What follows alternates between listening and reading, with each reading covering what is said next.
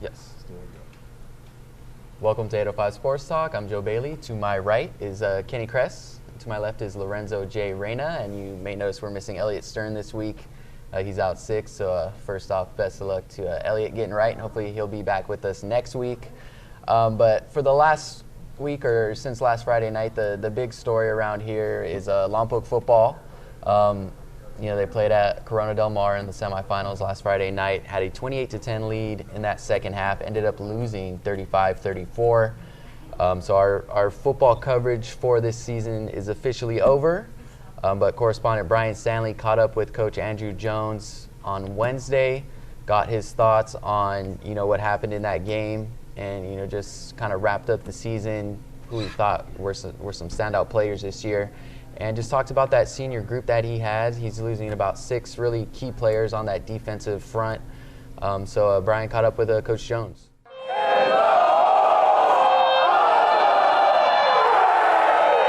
With Lompoc football wrapping up the 2016 season with a 12-1 record, 22 Braves were named to the All-Los Padres League team. Topping the list is junior running back Toa Tella, who received the league's Most Valuable Player award. We had a lot of great players, and all those guys on that list are very deserving. It's hard to get everybody on the first team, but those guys are very deserving. There's going to be a lot of guys that are going to be represented in the FCA All-Star game, so I know they're excited about that. But, from the MVP down to the honorable mention guys, all of them are very deserving. Tawa led the Braves' ground attack with 1,777 yards, averaging 137 yards per game, and collecting 28 rushing touchdowns. Sharing the ball in the backfield with Tawa were Dallas Camley and Ruben Cortez.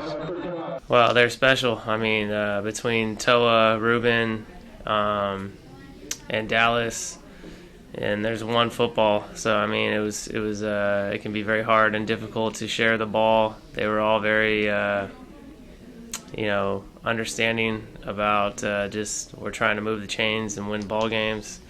Collecting 686 receiving yards on 30 receptions, Shamar Savage was quarterback Cameron Davis's go-to receiver. Davis passed for 1,283 yards and connected with Savage for 13 of Davis's 23 touchdown passes. I think you said it best. Shamar is special. He's probably the best wide receiver that I've coached so far, but there's still a lot of things he's got to work on and things he's got to improve on. He's a special player. So, a lot of credit goes to Cam, being able to be accurate enough to get it on him. Cam was the most efficient quarterback I've ever had in 7 years of coaching. So, I think that, finding an offensive line and finding somebody to replace Cameron are going to be the two things to be able to throw to Shamar to be able to run the ball with our backs. Those are going to be the needs in the offseason. With the Braves graduating 4 of the 5 starting offensive linemen and Davis at quarterback, Coach Jones will be rebuilding Lompoc's defense to replace 6 graduating defensive standouts who were also named to the All-League team. And we're going to miss Trent. We're going to miss Isaac. We're going to miss Danny Ekstrom. We're going to miss guys like Graydon Adams. But, we've been doing it for 7 years. So, I think that's the thing I continue to tell all the teams that I've coached is you don't want to be the team to not win a Los Padres League title. You don't want to be a team to take the step backwards, Don't be that team. Winning the Los Padres League title for the 7th consecutive year, the Lompoc Braves outscored their opponents 623 points to 79, including 7 shutouts this season, and carried a 12-game winning streak into the CIF Southern Section Division IV semifinals, falling to Corona Del Mar in a close one, 35-34. I can't really pinpoint a highlight. I think that we had a special defense,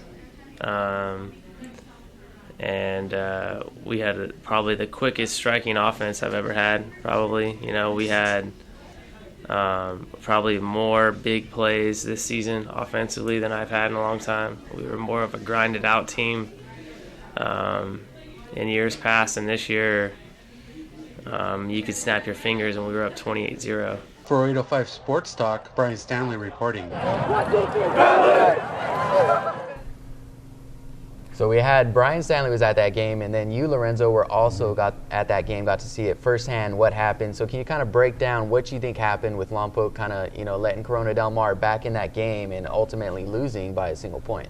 It was just so many climatic elements in this game. I mean, you mentioned the big lead, the 28-10 lead, but then, Chase Garbers, credit to him for just not losing his composure, getting his receivers involved, finding ways to isolate Tay Lee, because for an entire half, Shamar Savage actually had the big tight end on an island, but then Corona Del Mar was able to draw up some brilliant game plans to where they could free up some space for Lee and be able to find those one-on-one matchups, which Lee, time and time again, has just really thrived on. But, it was definitely the kind of game that you want to cover as a sports writer, especially for high schools, because, just so many different elements that could have gone either way. And I'll admit that my lead graph kind of changed 4 different times in this game, because here I was thinking, all right, maybe Lompoc's going to pull this one out. Maybe Corona Del Mar's going to hang on for the win, but then there was that double pass. But, I don't know if it was really fatigue or just Corona Del Mar just having this whole, composure advantage. But, I felt like that either way you look at it, I knew that this game wasn't going to be an easy one for the Braves, and it turned out that way. But, again, this was definitely one of the most thrilling games I got a chance to cover, and that includes some of the games I covered out in the Central Valley. Yeah, thanks for breaking that one down, Lorenzo. We've been focused on football so much this year, but we're going to switch it up a little bit. Kenny, you've been real busy collecting all these basketball previews. It is basketball season officially now. We've had a couple games under our belts. Kenny, you've been working so hard previewing all these teams, getting kind of a feel for all the local teams. Can you kind of walk us through who you think are going to be some of the top teams in girls and boys basketball this year? Well, St. Joseph had the top boys team in the area. Last year, they had one home loss all year. That was in the semifinals of the Southern Regional of the state tournament. I really believe they'll be the top boys team in the area again. For one thing, they have their MVP, JoJo Walker, back, very dynamic point guard who just kind of gets it all rolling, whether it be offensively or defensively. Scott Macbeth, pretty steady outside shooter, is back. I do think they will really be hurt by the graduation of, I always have trouble, he's a great guy and I always have trouble pronouncing his name, Gabris Sedaniankis. Yes. Gabris is a very steady player, besides that 6'4", giving them most of what little height they had. Very strong rebounder. I think his graduation will hurt them. They're going to have to find a way to try to at least partially fill in that hole. But as I said, Scott Macbeth was another steady outside shooter. I will be surprised if they're not at least in the running for another league title. And I do think they have another shot at a good playoff run. Whether they can, as far as last year, I don't know. I don't know enough about what some of the other top teams having back. I look for improvement from the Rigetti boys basketball team. A lot of their top players are back, including Jordan Allen, who I believe was their leading scorer last year. Desiree Dominguez did a super job with the Rigetti girls last year. They won a co-league title with the Royal Grande. They were hurt some by graduation. For what, among others, Courtney Barba, pretty steady scorer, graduated, but their best player, Danita Storga, is back. Danita can play really any of the 5 positions on the floor. I think Desiree has indicated she'll probably be mostly a shooting guard or a wing. St. Joseph, I think, will be on the rise. They struggled some in league play last year, but they won a playoff game. A lot of young players are coming back. Look for Orchid Academy's boys, I would say, to be on the rise also. They had a very impressive opener. And Orchid Academy's girls, I think, will also be improving. I think that's pretty much the general picture, at least as far as teams that are on the rise. Yeah, we do love talking football. Everybody says football is king, but we had a great basketball season last year with St. Joe winning a CIF championship. It was a lot of fun. Rigetti's girls made it to the semifinals, and it's really great to see what Desiree Dominguez has done, in her short time leading that Rigetti girls team. And I expect them to be really solid this year with Danita back, and they have certainly some great pieces with Zane Sheckard and I think Ashley Reynoso's back. Some really good solid pieces over there. But we are going to switch it back to football. You did a great job, Lorenzo, covering that game Friday night and just covering Lompoc's entire playoff run. And, I remember Friday night just following your tweets, and it was just, just following it through Twitter was, just heart racing, just following it. Lompoc's in front. I was already, trying to think about how are we going to cover, their championship game, what's it going to be like, all that stuff. And then you just notice that Corona Del Mar is inching back into this thing, and it was just, gut-wrenching to see that loss. And I still haven't been able to bring myself to watch, some of the footage that we shot. You can see Brian Stanley's video there. Yeah. I haven't even been able to bring myself to watch that because, we're not really attached to the program. We don't root for these teams, right. But to see such a gut-wrenching loss like that is tough. The Braves, I think, were pretty much championship game or bust this year. And they came up a bit short, and it's been that way a couple years. I think last year playing Thousand Oaks, that defense kind of let them down. Mm-hmm. And this year we kind of see it again. They gave up, 35 points to Corona Del Mar. They really haven't given up that many points all year. I think they gave up 44 points coming into that game. And they just couldn't quite get over that hump this year. And, reading your story, Lorenzo, I thought it was kind of interesting.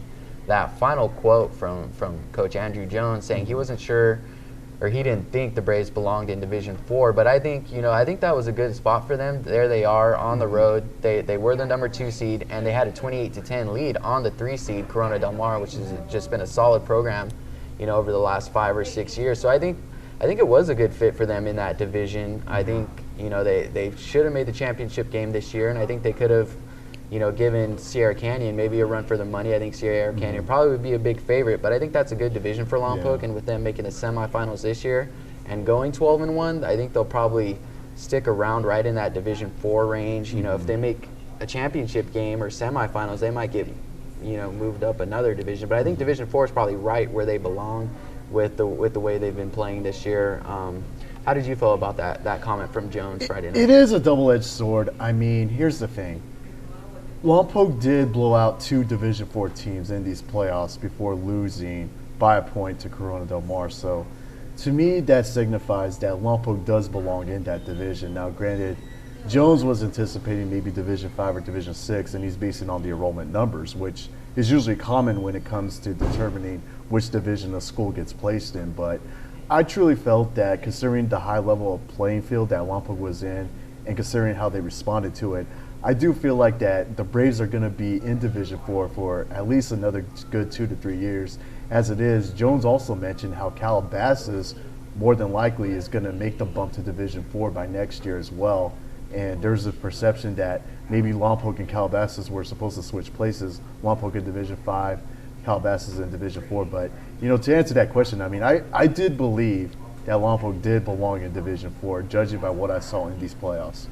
Yeah, I think maybe what may be a better case for Jones is that some of those teams may not belong in Division 4. I think that's a good spot for them. But when you look at some of the competition that is in that division with Sierra Canyon, Corona Del Mar, I think Charter Oak, some of those are big or private schools that have a lot more resources than Lompoc has, and Lompoc's kind of a smaller public school, and Jones kind of brings that up quite a bit. He's like, sometimes they're the only public school left in their division. So I think he does kind of have a point in that regard, that he doesn't have quite the resources that some of his competition has, and I think he's done just an amazing job keeping Lompoc and bringing Lompoc football up to that point where they compete with some of the top private schools in the area. But it is quite a challenge to face some of those teams, and Sierra Canyon is probably a good example of that. I don't know if they belong in Division 4, and Calabasas, you said Division 5. That doesn't really add up to me. You can kind of see how they're blowing everybody up.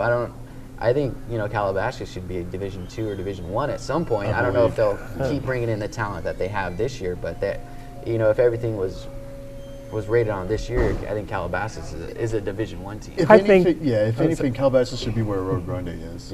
I I think Lompoc belonged in Division IV. They had a spot in the championship game surrounded. They couldn't quite grab it. In Max Prep's rankings, Chatsworth, Sierra Canyon, the #1 seed in the division, they're only ranked one spot ahead of Lompoc. I do agree with Joe and Lorenzo that there's no way that Calabasas should be in Division V. I think either 3 or maybe even 2, and with possibly a case possibly even being made for Division I. The way I look at it is that when I look at Calabasas being in Division V, that's like putting a Lamborghini in a parking lot full of Fords and Chevrolets. I mean, it doesn't make any sense. You got to put them with all the other fast cars. So yeah, that's a great analogy. But going back to Lompoc, and you kind of mentioned it earlier today, where it's been 2 years in a row now that they've lost to a Cal commit, a quarterback, Max Gilliam last year with T.O., this year Chase Garbers at Corona Del Mar, and that Lompoc defense was just so solid this year. 44 points allowed coming into the Friday night's game, 2 straight shutouts, and I think they had 5 straight shutouts during the regular season, and then I think it's been that defense the last couple of years has kind of let them down, and I didn't kind of see that coming this year. I thought it was going to be Corona Del Mar's defense Friday night that would be the biggest factor in that game, but it turned out to be the Braves defense that faltered a little bit. Do you think Friday night's game, was it just Corona Del Mar's offense was too much, or was there something lacking in that Lompoc defense? I think it's a little bit of both. I mean, here's the thing. I do believe that maybe in a sense Lompoc's defense in particular, they were pretty spoiled because they don't always go against the Chase Garbers. They don't always go against the top-tier Pac-12 commit. But, I actually felt that Lompoc did hold its own for at least a half against Corona Del Mar. But, I mean, again, I have to just give credit to Garbers and credit to the receiving corps at Corona Del Mar for being able to find some weaknesses. Now, another thing that also I noticed in this game as well, Shamar Savage was battling some fatigue, also battling a little bit of bumps and bruises and having that tough assignment of trying to cover Lee as well. So, I mean, obviously Savage wasn't at 100% throughout the whole night, but, credit to Savage for showing that resiliency through those 4 quarters. And, I mean, I don't know if maybe Jones might consider beefing up his non-league schedule. I mean, I guess I did kind of hear that the non-league slate that Lompoc has right now, it's good for another year, and then maybe a new cycle after that. But, maybe Jones might consider, maybe thinking outside the box, trying to bring in, maybe a powerhouse from Ventura County, maybe a L.A. area powerhouse on the schedule, just to give his defense a little bit more of a test for next year. But we'll see what happens. Yeah, I've kind of talked to Andrew about that, and he said that it's kind of hard for guys for him to beef up that schedule because a lot of teams haven't agreed to play him. He's told me, he hasn't given me specific schools, but he's like, we've tried to contact a couple teams about, maybe a 2-game set. They play here, we play there, and they just haven't agreed to it. So I think Lompoc kind of has that thing where some schools just don't want to play them because you're in for a tough game when you play Lompoc. And I also heard, and this was common in the Central Valley, some schools shy away from certain high schools because they don't want to go near that rugged area of town. But, I mean, maybe Lompoc does venture out into the Central section like they did a couple years ago when they brought in Frontier. And Frontier is a traditional playoff team, so I think maybe even a Central Valley team might also help give Lompoc a little bit of a chance to see where they really stack up. But it'll be interesting to see. I mean, Arroyo Grande is a good battle for them, and you guys saw St. Joseph also managed to hold its own against Lompoc up until the end, and San Ynez is one of those fast rising programs as well. So I mean, Lompoc's schedule is as tough as it could be, at least for the time being. Yeah. Also, but also, yes, they could try to beef it up a little bit, but when coaches talk about trying to play a tough non-league schedule, it's generally in terms of getting them ready for league play. Yeah. Now, as long as Lompoc is so far ahead of the rest of the league as it is, I'm not sure how much of a tougher long non-league schedule would come into play. We touched base on this last week with St. Joseph and how Dustin Davis is able to beef up his non-league schedule for his teams. I mean, getting St. Bonaventure, Notre Dame, Sherman Oaks as well. I mean, maybe Jones might pick Dustin Davis's brain about how to go about that. So, Yeah, it is a little different now that they just have 4 league games. They were used to having 6 league games, so that you do have to add a little bit more to your preseason slate. So you got to schedule a little bit more. You used to have those 6 league games that you were, jotted down for that you couldn't really get out of, and now you have, 6 preseason games. So maybe it'll take a little more time to get those kind of networking channels together where you set up a really solid preseason schedule. So we'll see. What happens. Maybe they will go that route that St. Joseph went, playing some of those tough Division II teams or what have you.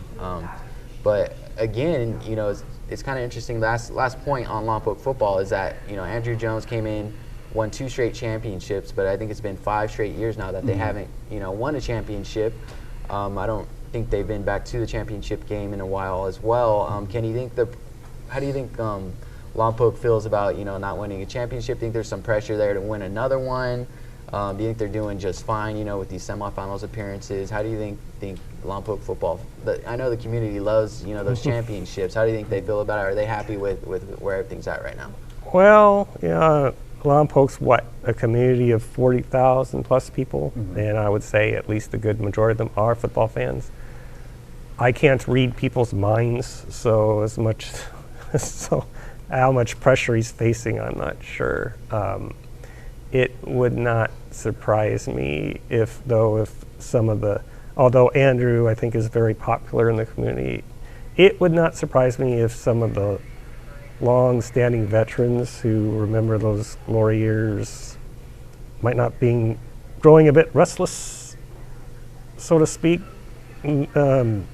Maybe getting a little antsy for them to reach that next level, because as you said, it's been quarters and semis for the last several years now. So. I would probably only get antsy if Lompoc has this long dry spell of going like 20 or maybe 30 years without a championship. That's when I would get restless. But I feel like that Lompoc is in an actually pretty solid position, because here's the thing. Lompoc still brings back Toa Taua next year. They bring back Shamar Savage next year. Dallas Canley will be healthy as well. And then you got a pretty solid 2019 core. When you look at it, they're going to be one of the favorites in Division IV heading into next year. And Corona Del Mar will have to replace Chase Garbers.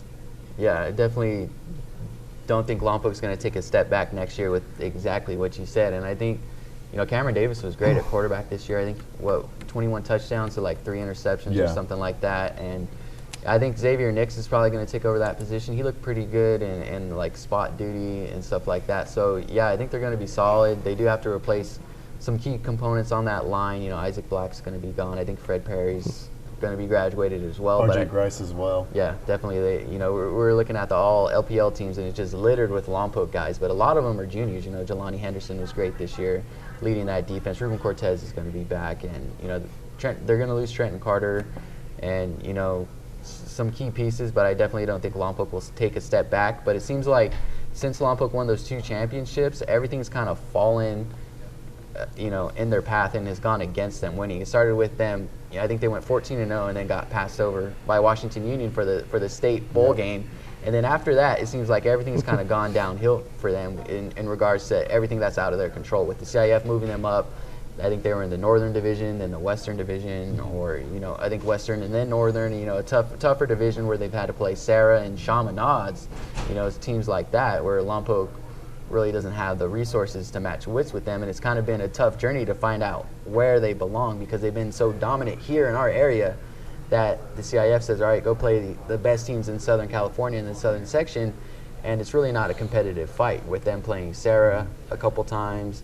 Playing a Chaminade team that was great in the semifinals, and then here we have another year where they're playing Corona Del Mar, which I think they fit better with, but that's still a really tough challenge for them. And if they did make the championship, there they are playing a Sierra Canyon team that's also a private school power. So, I think everything's kind of just been, kind of jumbling around for Lompoc, and once they get sorted out and once they find that sweet spot, I think that the championships will start flowing again. It's common though, and we've seen it plenty of times in high school sports, when a team gets so good, they all of a sudden get their elevation, and unfortunately that's been the case for Lompoc. And I mean, I've seen it in the Central Valley with schools like Kingsburg.